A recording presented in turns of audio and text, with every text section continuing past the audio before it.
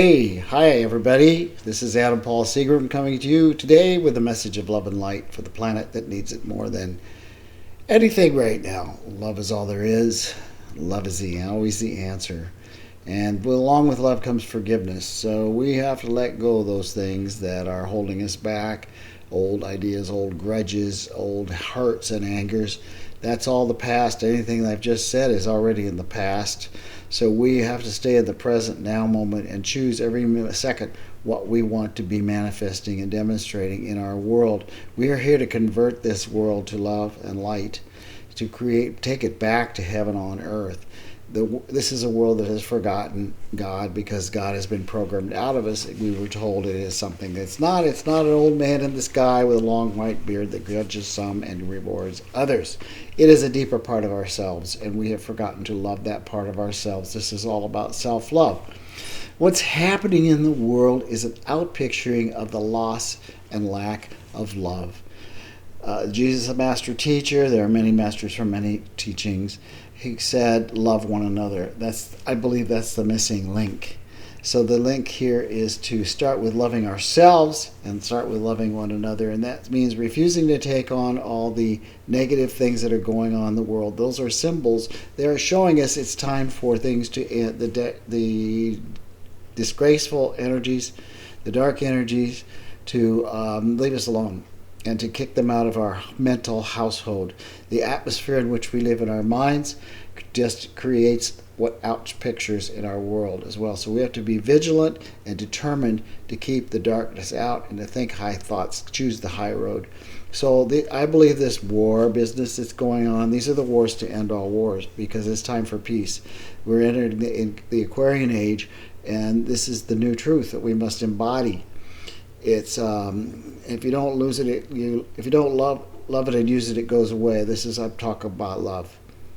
And the thing about what's going on in Gaza, Israel, is like the McCoys and the Caulfields, in Shakespeare. These are so old hurts and old wounds and old angers that the young people don't even know where they came from or why they're taught to hate one another. Young people are trained in Israel to carry guns and to prepare for war. They play with war toys. This happens all over the world. And so you're thinking, what are you doing with giving these children these things? They're being trained mentally, brainwashed to think this is okay. The video games, all these kids that do the shootings in the schools most of them grew up on video games where they don't take responsibility for their actions. You play the game, you shoot, people fall down, you push the button, they stand up again, and the game goes on. Well, in a sense, that's what's happened. The game goes on and on and on because we have been programmed to think war is okay and to hatred is okay. We are only living the results of those things now. And Mother Earth is reacting in negative ways because we're abusing her as well. We're not in balance or harmony with herself, which means we're out of balance with ourselves. So we got to turn within to our higher spirit of who we really are, which is we're all God beings. We come from the stars. We're hybrids. These old stories are great, but they keep us locked into a lineage and a heritage that is basically negative and self-perpetuating, designed by the churches. I mean, like extreme examples, the Catholic Church. This whole thing of guilt and born in sin, that's bullshit. That was there to keep us locked out of our own power, our own God power, our own light power, our own love power. And that's why disclosure is happening now. It's bubbling to the surface. It's exploding everywhere. It's time to have the real story. And it doesn't even matter what it is. We're here now, so we can choose love. We can choose to be in the essence of what we wish to become. It's time to let go of the old stories. It's time to let go of the old training and get, hey, we're bigger than that. We're not of the dust of the earth. We're from the stars. We all have that in us. We have the potential. And I'm told that the galactic community, when they're here. They're all around us. They're all working behind the curtain to assist us to evolve to a higher level so that they can join us. We can be involved in joining them as a galactic space travel people. And they are not. There's an agenda by the a military industrial complex that is producing reverse engineering with ships and all of this and making it look like they're evil and dark so that they're preparing us for another war, the ultimate war. That is the war in space. Well, that's not the truth. That's not what's going on. So they're making it look like those who come from other places are dark energy, and we're being trained to hate and fear them. This is fear-based thinking. Those who are in fear-based thinking have controlled the world forever, and it's time for them to end. It's time for them to go. It's time for us not to respond to fear. It's time for us to promote love, even to those who would promote darkness. They're terrified of us waking up. They are terrified of love because they've lost their touch with it, and they are crying for love, and they're crying for forgiveness. So forgiveness means forgetting the old story. It's not just he said, she said, I'm going to do this, because eye for an eye doesn't work because everyone's blinded. But in that process, we must grow up as humans now. It's time to evolve to a greater level of being the beings we came here to be, and not let the old fear training keep us on a course that is self-destructive. It's the bottom line. Hey. So, and this is true of all governments in the world, they're not going to bail us out. We have to do it ourselves. And not through violence, we have to do it through love. This Aquarian age that is upon us now, it's already kicked in. What we're seeing are the effects of the fall from grace, which was when we tripped into the illusion of the pit of wrong thinking and being trained to be fearful. We are not fear-based beings. We are love-based beings. Say that with me. I am a love-based being, and I promote love, and I project love. Despite what I see in the world, I accept love as the only answer. And that's the truth. So we must have the self-discipline to employ that tool of love, first with ourselves, and then our families and our households and all around us, and be willing to assist and serve others to see the love in themselves, whether they can or not. A lot of people can't. So we have to protect, we have to forgive and forget, and I mean forget. What he said, she said, well, he did this to me, that's past, that's over, it's dead energy. The only energy we have that's full of animated life force is the now. It's not the future, it's not the past. We must stay in the now and promote love and remind ourselves to be loving and forgiving no matter what we see in the world, and step aside. And I'm not saying to be a doormat, I'm saying stand up for yourself. There's this whole thing going on with the in our government in the United States with this history, this old story of being a victim, and I was abused and I didn't get my way, so I'm going to act out as long as I can because I'm a narcissist. I want to get the attention. I thrive on the attention and on the fear and the negativity. That's old story too. We're done with that. It's time for that show to end.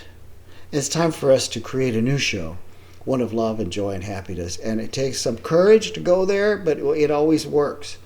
One time I think I told this story before, but when I lived in Maui, I was pulling into Maui Tacos to have a great quick lunch, and this beautiful black customized pickup pulled up, and I had to kind of walk around it because it was navigating to park it up space. And I walked around and I looked, wow, this guy has created this beautiful vehicle. He's taken all the letters and names off. It's generic but sexy and beautiful and awesome. And I looked to see who was driving because I wanted to tell him how beautiful his truck was. He threw open the door, stopped the car in the middle of parking, jumped out in front of me, this big 7-foot, like what they call Hawaiian moke. And he's like, "You got a problem with me?" And I'm like, I was so unexpected. I was so shocked. I said, "Well, no, I was innocent. I had no fear. I had no anger to meet his anger, which apparently was a pattern and a habit of his. And he was just looking for someone to bite their head off or punch him. He could have smashed me with one boom. He's a big guy. I'm not. In any case, and I had no anger. I had nothing to respond with but innocence. And I said, no. I didn't even get to tell him how beautiful his truck was. That was the whole intention. I thought, who could be driving this? Great, must be a cool person. Well, I wasn't so cool, but that's not his fault. He was trained to be angry somehow. So off he sped. He just sped away and squealed his truck and his tires and all that. And people came running out of the restaurant, including the manager. Said, "Are you okay? You okay?" Everybody's watching. I said, "Yeah, I'm fine." So that was a lesson in love. I had no anger to respond with. So had I been angry, there would have been a confrontation. So it's sad I didn't get to tell him how beautiful his truck was. But in any case, these are things that happen in life, and a war is a symbol of a bigger effort to maintain power, where it's about sharing the power, sharing the wealth, sharing the love, sharing balance and harmony, being equal with others. It doesn't matter who they are, what they came from, or they always say the janitor is equal to the CEO. They're here to serve. We're here to serve one another with a big cup of love, as tough as it may be. And sometimes it has to be tough love. You got to tell people what you think. I had a client one time who was always rushed, always hurried, and always harried, and she'd come rushing in. Oh, I'm so late, and blah, blah, blah. She's like carried this nervous energy, and she's a brilliant interior designer that I worked for. I created art for her clients. And I said, you know what? Her name is Frances. She was passed. I said, you have to change your ways. I'm risking my entire relationship with you because doesn't serve anyone. You're always harried. You're always in a hurry. You're always late. And you make everybody nervous. You make yourself nervous. And I said, you're more than that. You're a beautiful, creative, expansive person. So I just want to let you know that this has to change. And if you don't want to work with me anymore, that's fine. And she sat down and she listened to me. And she said, you know what? You're right. And from that moment forward, she worked me into every client she ever had again. So it was worth saying something. And another time I had somebody who was ranting and raving about something and complaining about something. This was a stranger, and it happened to be in a store. I said, you know what? And I had to sort of take a deep breath and think, am I going to say anything or bite my lip? I said to him, I said, you know what?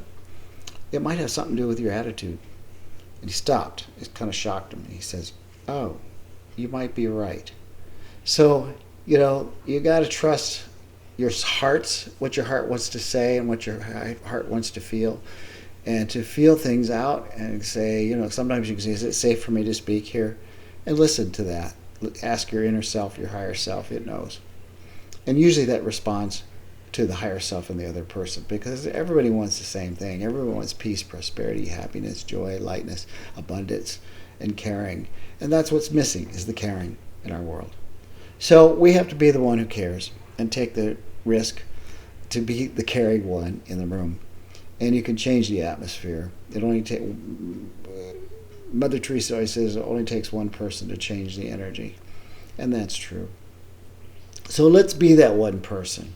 And know that these wars are the end of wars, because people are waking up on a planetary level, and nobody wants war anymore. All the young people are saying, we don't even know why we hate the others. We have no idea. And we don't want to be killed just because of that. And the same thing's happening in these trials in our United States, where people are squealing, basically telling on the boss, because they don't want to go to prison for this guy. There's no reason to. They were just carrying out his story, perpetuating the story. They don't even know if it's true. So we'll let the law figure that out. And the law of life is one of joy and one of happiness. So when we're contrary to that, that's when everything goes wrong. Okay, so we're here to be a living light being. We're an interdimensional being. We are both a spirit and living in a body.